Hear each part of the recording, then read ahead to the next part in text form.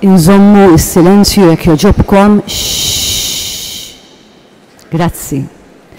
Mela kif qedtilkom aktar qabel, l-għonet merħba għal din iċ-ċelebrazzjoni ta' ferħ li ser nagħmlu flimkien. Dawk li se jaqraw it-talb tal-fidili għandhom il-karta hawnhekk fuq l-amboni min jixtieq jiġi jara qabel tibda l-quddiesa.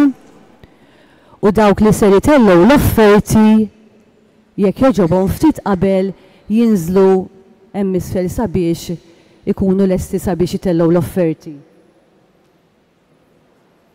Ser nagħmlu l-aħħar prova nsibu number 5 u nkantaw bil-ferħ flimkien.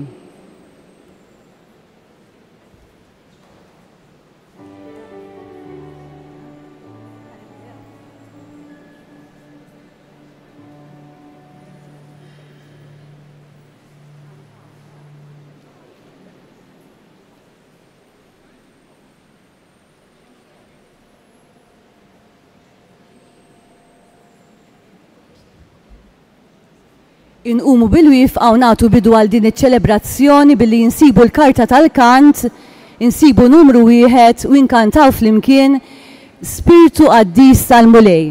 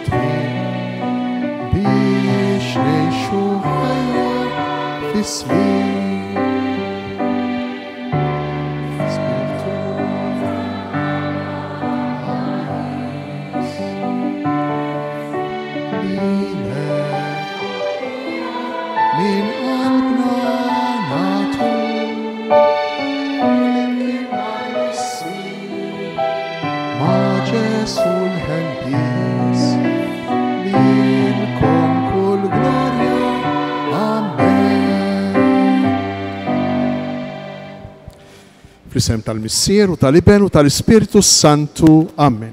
Il-grazzja ta' Sidna Ġesu Kristu li mħabba ta' Alla u l-għaqda fl-Ispiritu Santu tkun magħkom il-koll. Eccellenzo Don Anton, nirringrazzjawk li ġejt magħna dal-għodu aħna li l-koll naħdmu miegħek għal missjoni edukattiva fil-Knisja tagħna.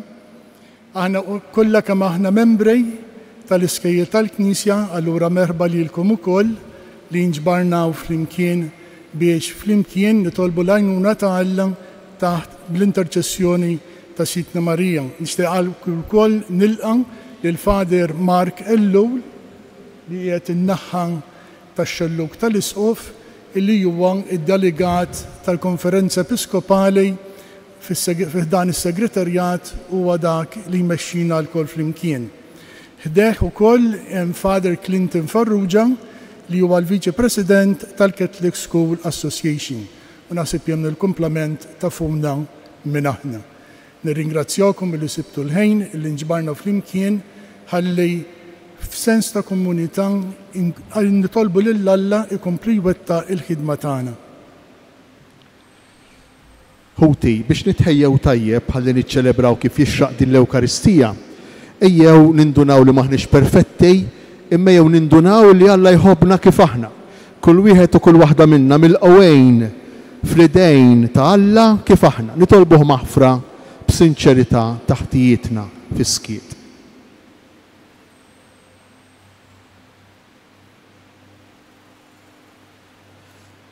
Ejja nitolbu flimkien nistqar l-Alla li jista' kollox u li lkom ħuti li jiena dnibt ħafna bil-ħsieb, bil-kliem, bil-emej, billi ħallejt mirjieti, ħtijatijaj, l-ikbar ħtijatijaj.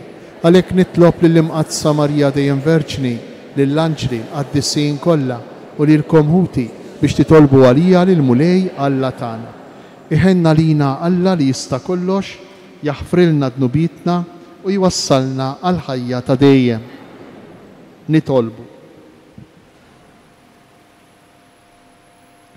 Nitolbuk mulej li l-grazzja tiegħek dejjem tqanqalna u tieqaf magħna u tħeġġiġna biex inkunu l-ħin kollu medija b'emejjel tajba. Bibnek Ġesu Kristu Sietna li hu Alla u miegħek jgħixu jsaltan flimkien mal-Ispirtu Santu għal dejjem ta' dejjem.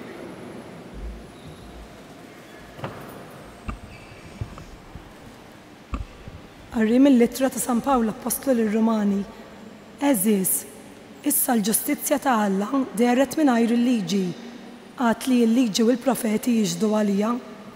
U din hi l-ġustizzja ta' Alla, u li Alla jagħti permezz tal-fidi f'Ġesu Kristu lil dawk li jemmnu, bla ma jagħżel bejniethom.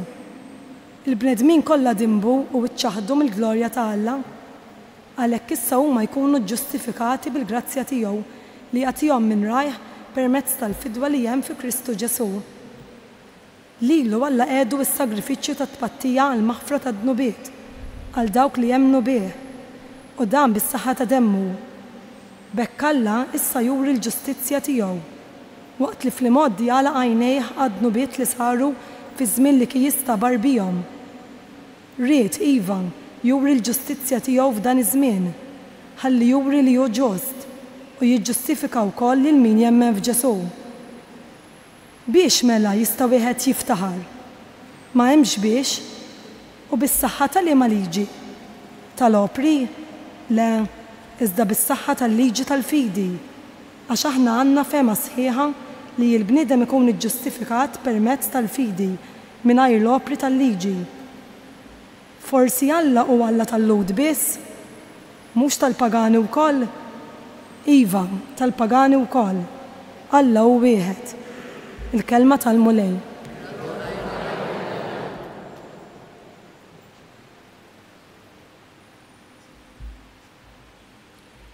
Għas-salm inwieġbu flimkien għand il-mulej hemm it-tieba u l-fidwa għandu bil-kotra.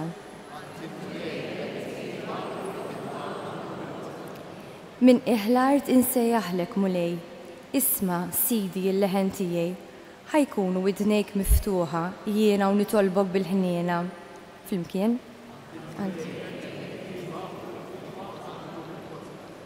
Jekk tal-ħtijiet int tagħti każ mulej, Sidi, min jista' jżomm sħiħ. Imma għandek hemm il-maħfra biex hekk inqimuk fil-biża' tiegħek. Flimkien? Jien lil mulej nistenna, ruħi f'kelmtu tittama, tistenna ruħi lil Sidi, aktar milli l-assisa s-sebħ. Flimkien? Inqumu bil-wieqfa.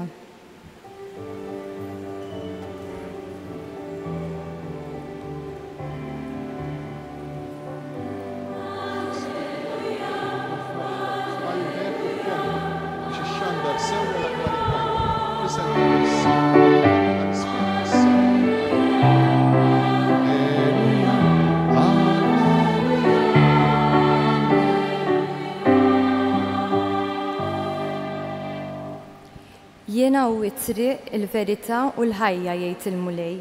Ħadd ma jmur għand il-missier jekk mhux permezz tiegħi.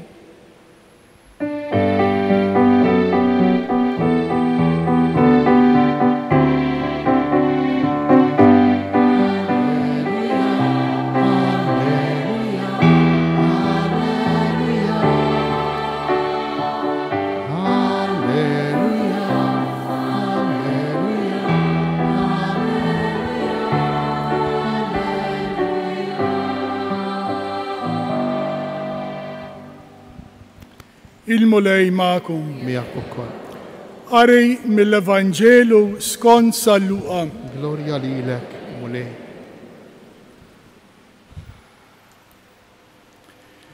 F'dak iż-żmien il-mulej qal: ħażin għalikom, intom tibnu l-oqbra tal-profeti li qatlu missirijietkom u bekk tagħtu xhieda ta' kull ma għamlu missirijietkom u turu li taqblu magħhom għax huma qatluhom u intom tibnulhom l-oqbra.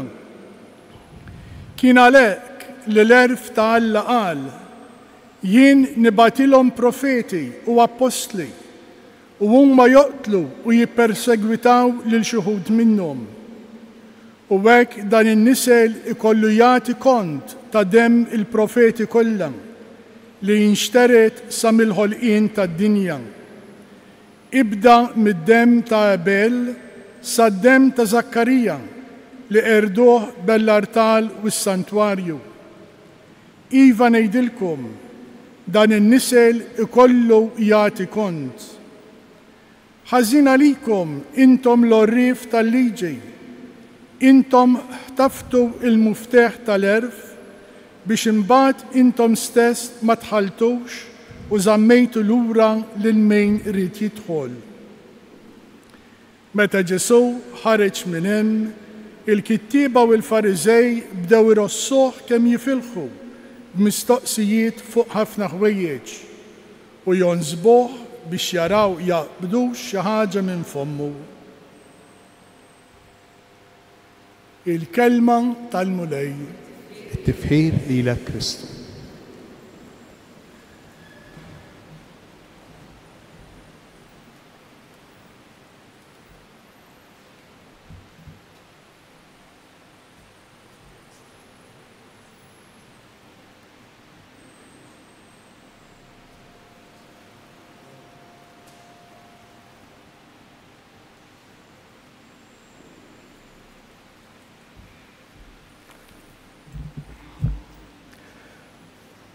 L-għunet grazzi li qegħdinaw, mhux għax qegħdinaw fil-Knisja, grazzi tal-missjoni tagħkom ta' edukaturi fl-iskejjel tagħna. Grazzi mill-qalb, naf kemm sakrifiċċji tagħmlu, naf kemm xogħol tagħmlu mhux biss fl-iskola imma wkoll wara l-iskola.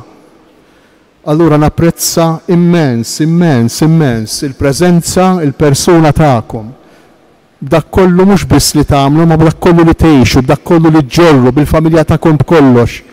Għax ħafna drabi meta jew missier huma edukaturi, il-familja kollha kemm hi tipparteċipa b'xi mod mal-missjoni, mal-ħidma ta' dik l-om jew ta' dak il-missier fit-tajjeb u fil-ħażin. Allura grazzi. Il-kelma tal-allum b'mod sempliċi imma li kważi kesħek li l-ewwel wieħed titkellem dwar il-koerenza, kemm aħna koerenti. Aħna kollha kemm aħna edukaturi kattolċi, kollha kemm aħna. Imma kemm jien kattolku jien l-isqof, kemm jien kattolku. Il-Vanġelu tal-lum jisfidani biex nistaqsi li l-nifsi fuq il-koerenza tiegħi.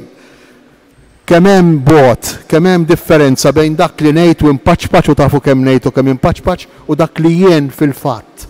Jew aħjar dak li hemm ġo qalbi u li forsi ħadd ma jaf bih.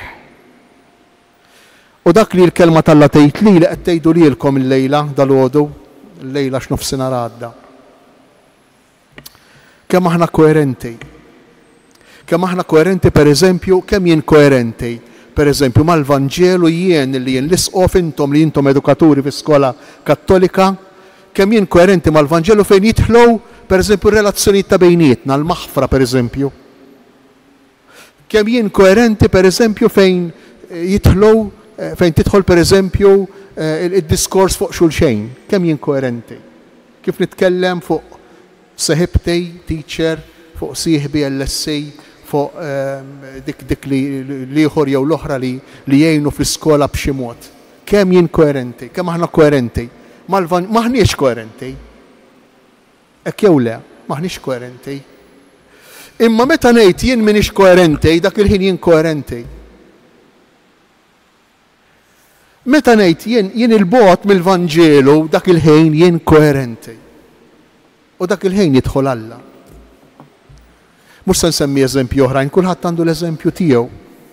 Imma dak il-ħin jidħol Alla u jgħidlek isma' anki jekk m'intix koerenti, jien koerenti, jien inħobbok kif int. L-ewwel qari kull ma qalilna San Pawl, Alla ma jħarix lejn l-opri lejn x'nagħmel biex iħobbni le.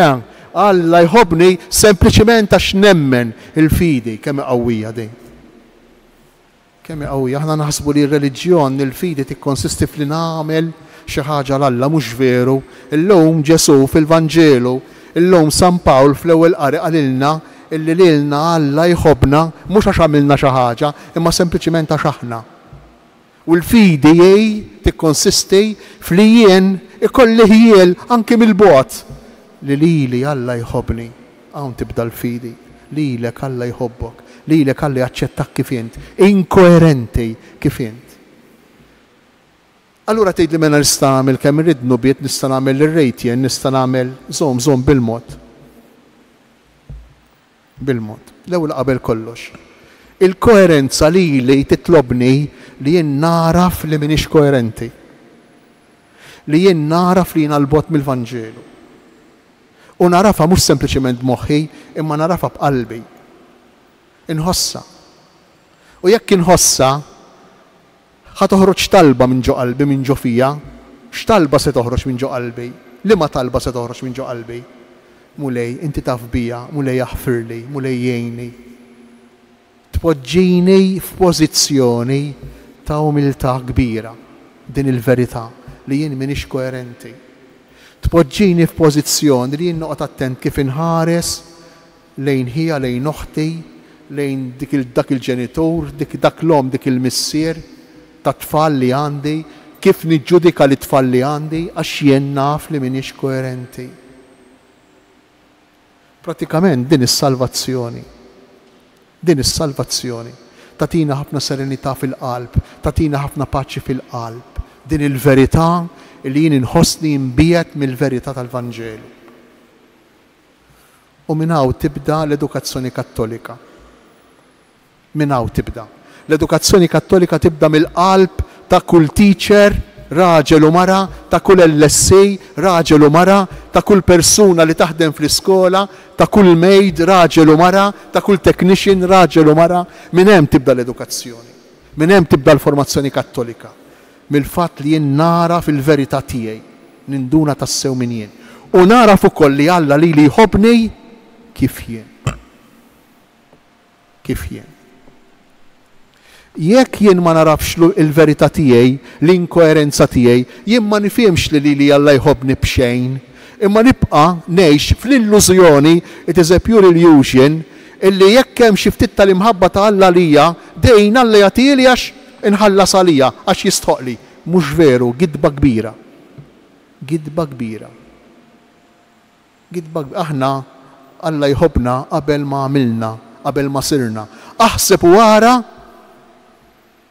qabel ma bdejna nagħmlu xi ħaġa. Allura Alla li ma jħobbniex għax nagħmel xi ħaġa. Għalih minn għalija. Alla li jħobbni sempliċement għax jien b'xejn. U meta nifhimha dejn, allura noqgħod attent kif inġib ruħi. Ma nibqax nirraġuna u ngħid mela nista' nagħmel li rrid, le. Inti jekk taf li ommok tħobbok, tgħid mela ma jimpurtax għax inweġġaħħa, ma jimpurtax għax nonqosha, għax tħobb ma tgħidix. Għax ma tgħidix. Għax jekk int tħoss l-imħabba tagħha, int tħoss meta tonqosha, tweġġa' int meta tonqosha, tħoss li għandek tħobba, tweġġa' int meta tonqosha. Allura l-problema fejn hi tagħna l-edukaturi kattolċi, fejn qiegħda? Jien inħossa it boils down to this simple statement. L-edukazzjoni kattolika tibda mill-konvinzjoni li lili Alla jħobbni b'xejn. San Pawl, l-ewwel qari tal-lum. Lili Alla jħobbni fl-inkoerenza tiegħi, il-Vanġelu tal-lum. U din jimpurtani li ninħossni hekk. Aħna nagħmlu il-parti l-kbira ta' ħajjitna nippruvaw nixtru l-imħabba b'kull mod. B'kull mod. L-ewwel meta konna żgħar nixtruha mal-parents tagħna, mbagħad nixtruha mat-teachers tagħna, għax aħna hekk qabel ma aħna teachers u naħdmu fl-iskejjel konna aħna studenti. Imbagħad tipprova tixtriha mal-partner tiegħek, forsi wieħed ma jkunx biżejjed laqqas tara kif tagħmel biex tixtriha mat-tieni u forsi mat-tielet wieħed, nippruvaw nixtru din l-imħabba. Għaliex għax maħniex ċerti, maħniex konvinti li aħna maħbubejn b'xejn minn xi ħadd li lilna qabel ma għamilna sempliċement ħabna. Hekk nixtieq li verament din il-laqgħa tagħna tal-lum tkun prova oħra minn naħa ta' Alla kemm iħobbna. L-ewwel permezz tal-kelma turina l-verità tagħna, imissa wkoll permezz tal-Ewkaristija. Hu dan ġismi kol, hu dan demmi ixru. Jistħoq li jien l-isqof le ma jistħoqlix. Le ma jistħoqlix. Imma hawn toħroġ iktar qawwija l-imħabba b'xejn ta' Alla lija, ta' Alla lejk.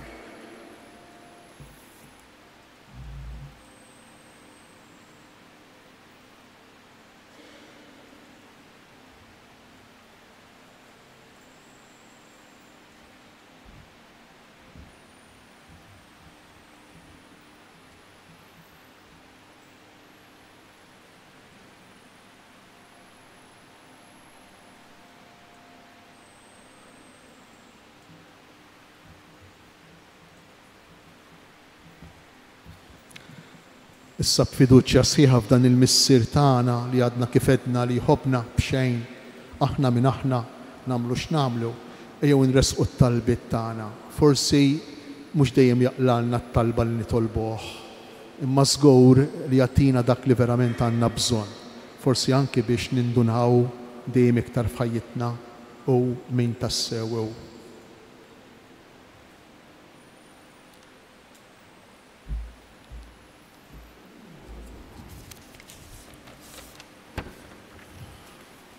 Għall-allima, l-LSCs, l-amministraturi u l-ħaddiema kollha fl-iskejjel kattoliċi biex ikunu mmexxija mill-Ispirtu Santu fil-missjoni tagħhom li jedukaw l-imħuħ u jrawmu l-qlub, dejjem jirriflettu l-imħabba u l-verità ta' Kristu f'dak kollu li jagħmlu, nitolbu.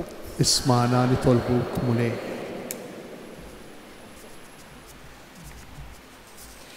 Għall-edukaturi kattoliċi biex jiksbu d-doni tal-erf, is-sabar u l-ħniena, ħalli jkunu jafu jiffurmaw l-istudenti fil-fidi, l-arfin tal-ħajja u s-servizz lejn l-oħrajn nitolbu. Ismana nitolbuk mulej.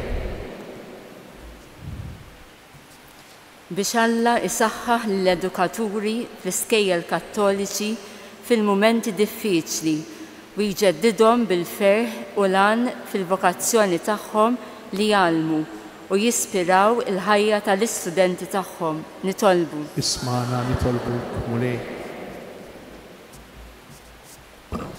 Għall-istudenti fdati fidejn l-iskejjel kattoliċi biex permezz tal-eżempju u d-dedikazzjoni tal-edukaturi u tal-familji tagħhom jikbru fil-fidi, fl-erf u fl-imħabba lejn Alla u lejn il-proxmu.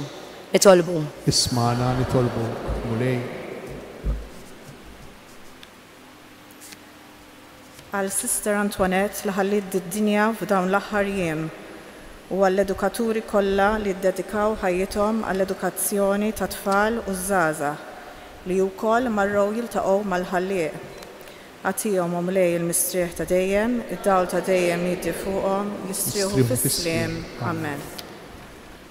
Biskiet, talba żgħira l-istudenti tagħna anki jekk forsi ħadna qatabijhom jew b'xi ħadd minnhom jew b'xi wħud minnhom meta tfaċċaw qudiemna fil-klassi. Ngħidu talba żgħira l-bżonnijiet tagħhom.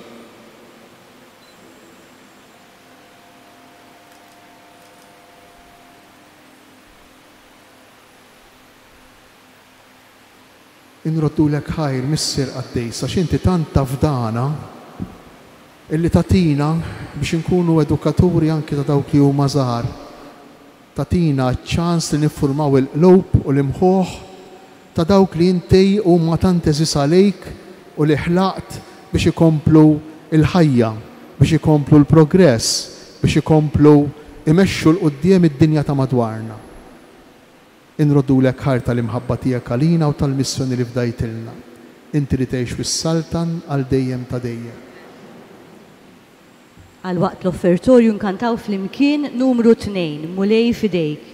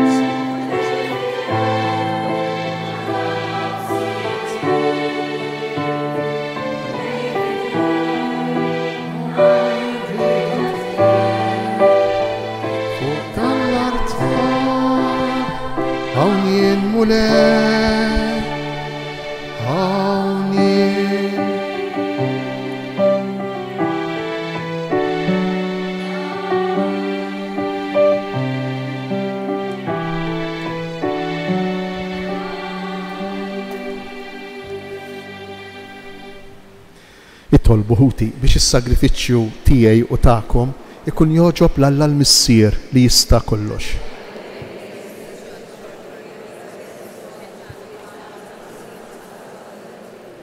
Ilqa' Mulej it-talb u l-offerti li qed nagħmlulek aħna l-fidili tiegħek biex għall-qima li qed nuruk fis-servizz tagħna ngħaddu għall-glorja tas-sema bi Kristu Sidna. Il-Mulej magħkom. Nerfgħu qlubna l fuq. Niżżu ħajr lil Mulej Alla tagħna. Sewwa u xiraq tas-sew Mulej Missier Qaddis. Tajjeb u taġiet għalina li dejjem u kullimkien inroddulek ħajr bi Kristu Sidna, il-verb tiegħek li bih għamilt kollox li jintbattulna bħala Salvatur u feddej magħmul bniedem mill-Ispirtu Santu u imwielet minn Marija Verċni. Huwa temm ir-rida tiegħek u kiseb għalik poplu Qaddis u fil-passjoni tiegħu fetaħ idejh fuq is-salib biex iħollna mill-irbit tal-mewt u jurina l-qawmien għall-ħajja. Għalhekk flimkien mal-anġli u l-qaddisin kollha inxandru l-glorja u l-imħabba tiegħek u bleħen wieħed intennu. Qaddis, Qaddis, Qaddis, Mulej Alla tal-eżerċiti, ismewit u l-art mimlija bil-glorja tiegħek. Osanna fl-ola tas-smewiet, imbirek minn ġej fis-sem il-Mulej, osanna fl-ola tas-smewiet.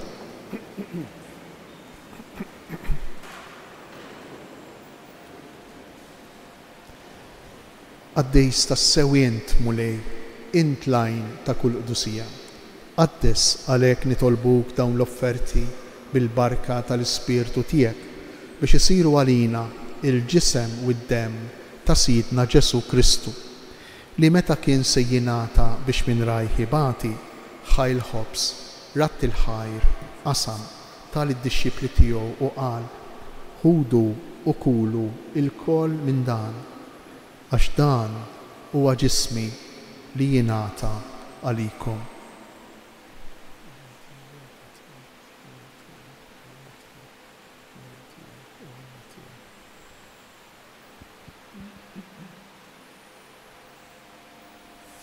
Ekku ukoll wara l-ikla ħal-kalċi reġa' ratti l-ħajr tal-id-dixxipli tiegħu u qal: ħudu u ixorbu minnu l-koll għax dan huwa l-kalċi ta' demmi tal-patt il-ġdid li jibqa' l dejjem, id-demm li jixxerret għalikom u għal bnedmin kollha għal maħfra ta' tnubiet. Għamlu dan b'tifkira tiegħi.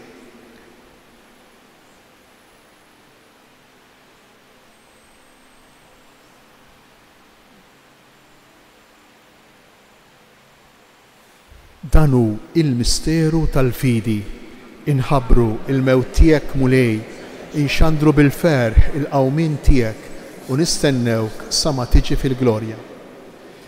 Għalhekk aħna nagħmlu dan b'tifkira tal-mewt u l-qawmien ta' Sidna Ġesu Kristu, nofrulek mulej il-ħobs tal-ħajja u l-kalċi tas-salvazzjoni. U nroddulek ħajr għax oġbok tilqana hawn quddiemek biex naqduk. U miċ-ċokon tagħna nitolbu li l-Ispirtu Santu jaqqadna f'ġisem wieħed lilna li nieħdu semm il-ġisem u d-demm ta' Kristu. Ftakar mulej fil-Knisja tiegħek imxerda mad-dinja kollha, wettaqa' fl-imħabba flimkien mal-Papa Iljun, mal-Isqof Anton, mal-Isqof Charles, mal-Isqof Joseph u mal-isqfijiet kollha mal-Ministri tiegħek kollha. Ftakar ukoll fħutna li raqdu bit-tama tal-qawmien fosthom Sister Antoinette. Ftakar fil-mejtin kollha, daħħalhom quddiemek fid-dawl tas-seb tiegħek. Ħenna lina l-koll nitolbuk, għati lina wkoll il-wirt tal-ħajja ta' dejjem, flimkien mal-Verġn Mqadsum Malla Marija, mar-raġel tagħha San Ġusepp, mal-Apostlu u l-Qaddisin kollha li kif nittamaw li jgħixu fil-biberija tiegħek sa mill-bidu tad-dinja. Għamil magħhom infaħruk u nsebħuk Ġesu Kristu ibnek. Ħafna minnkom missirijiet u ommijiet u allura tafu xi ġifieri tħobb lill-liben jew lill-bint. Bl-istess mod anzi ħafna iktar iħobbna l-missier. Kull wieħed u kull waħda minna jħobbna b'imħabba tal-ġen, imħabba kbira. Inti li libnek tħobbu anki meta jonqsok, anki meta jweġġek, anzi ħafna drabi, forsi intom forsi għandkom esperjenza wkoll. Imma aktar ma jibnek ħabtek u jittantak, aktar tispiċċa tiġri warajh. Aktar tispiċċa imwaħħal miegħu jew magħha. U l-istess Alla, l-imħabba tiegħu hi daqshekk kbira. L-imħabba tiegħu għalina tanti kbira li saħansitra tagħna lill-Ibnu Ġesu. Ħuna l-kbir ta' ulna. U allura minħabba fekk aħna ser ngħidulu lill-Alla bibnek ma jibnek fibnek infaħruk, nirringrazzjawk. U mbagħad wara minħabba fekk nitolbu it-talba tal-missierna flimkien. Bi Kristu, ma' Kristu, fi Kristu jingħata lilek Alla missier li tista' kollox flimkien mal-Ispirtu Santu kull ġieħu glorja għal dejjem ta' dejjem. Amen. Ejjew nitolbu kif għallimna u ridna nagħmlu li ben ta' Alla għas-salvazzjoni tagħna, nkantaw flimkien. Sorry.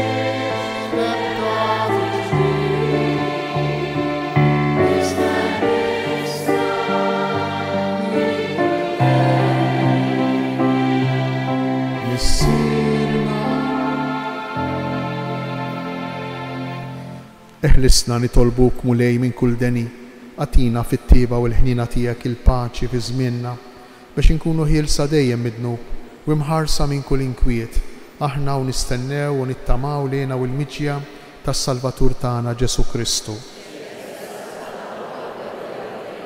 Mulej Ġesu Kristu, li qed lill-apostli tiegħek inħallilkom isliem natikom islim tiegħi, tħarix lejn dnubitna, iżda ħares lejn il-fidi tal-Knisja tiegħek. Għatija sliem u laqda li jien trid fija, int li tgħix wis-saltan għal dejjem ta' dejjem. Il-paċi tal-mulej tkun dejjem magħkom. Nagħtu sinjal ta' paċi lil xulxejn.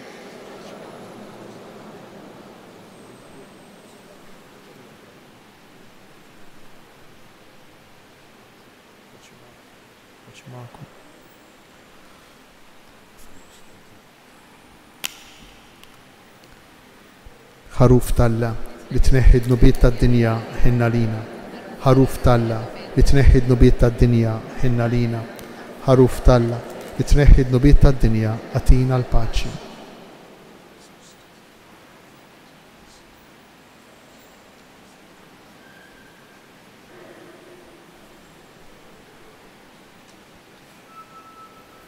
Danu il-ħaruf ta' Alla, danu Ġesu, li jerfa' fuqu il-ħtija tagħna.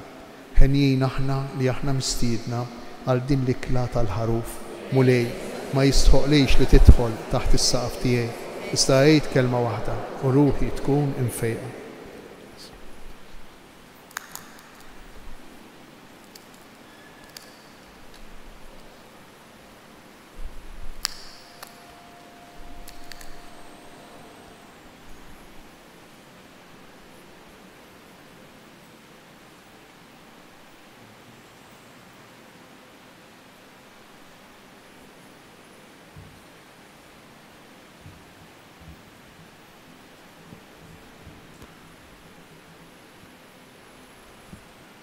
Għal-waqt it-qarbin insibu l-karti tal-kant, l-ewwel inkantaw numru 3 u imbagħad inkantaw numru 4.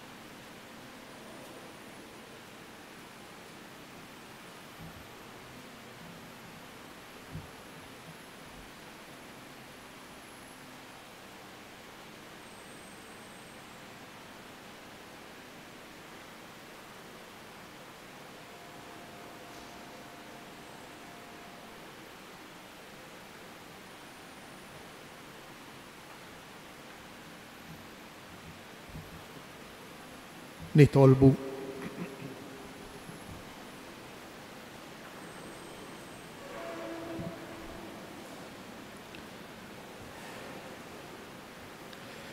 Għamel mulej li jiddon tas-sema li rċevejna jaħdem bil-qawwa tiegħu fir-ruħ u l-ġisem tagħna u li f'kull ma nagħmlu imexxina dejjem hu u mhux is-sensi tagħna bi Kristu Sidna.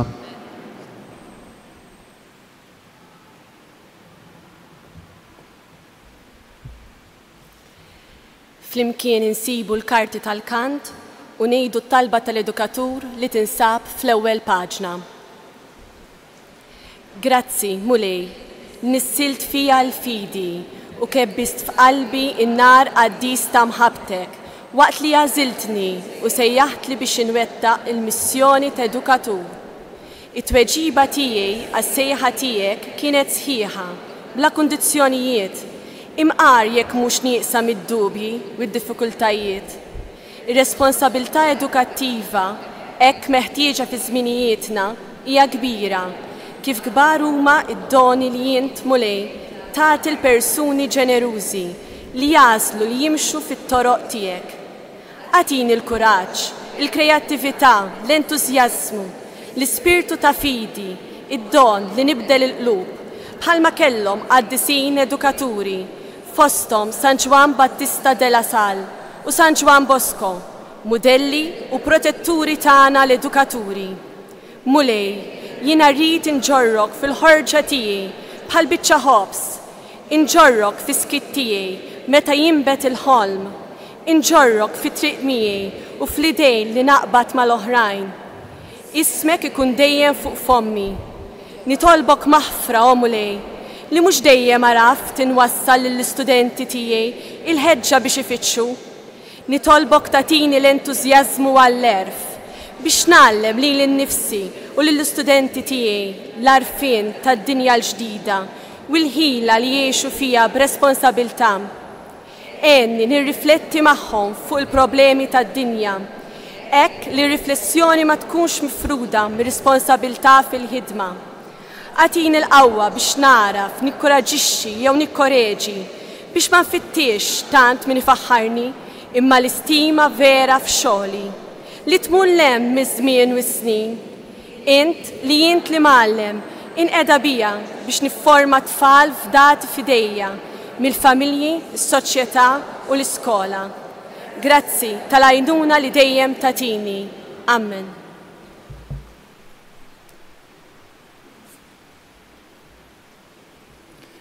Fisimkom u fismi nixtieq issa nistieden lil Father Mark Allul, id-delegat tal-Konferenza Episkopali għall-Edukazzjoni Nisranija fid-djoċisijiet tagħna biex jippreżenta bukkett tal-fjuri lil Madonna bħala qatt ta' ringrazzjament u fl-istess ħin talba għalina l-koll u għal dawk kollha li huma involuti fl-iskejjel tal-Knisja f'Malta u f'Għawdex.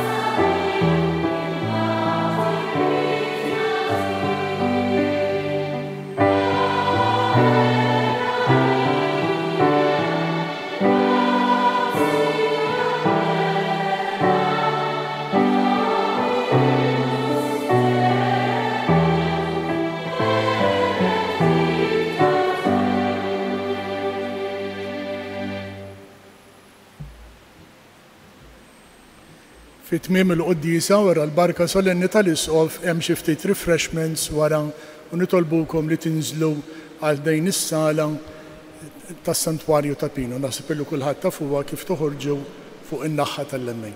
Grazzi tal-preżenza tagħkom.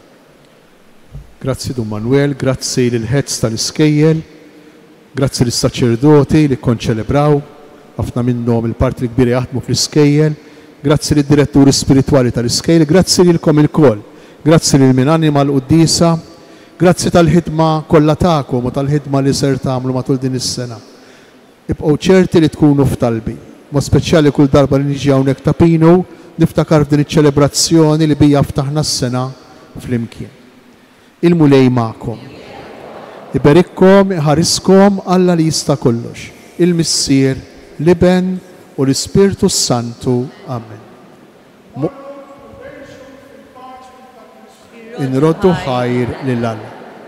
Il-karta tal-kant issou toħduha bħala tifkira sabiex inżommu magħna it-talba li hemm fuqha.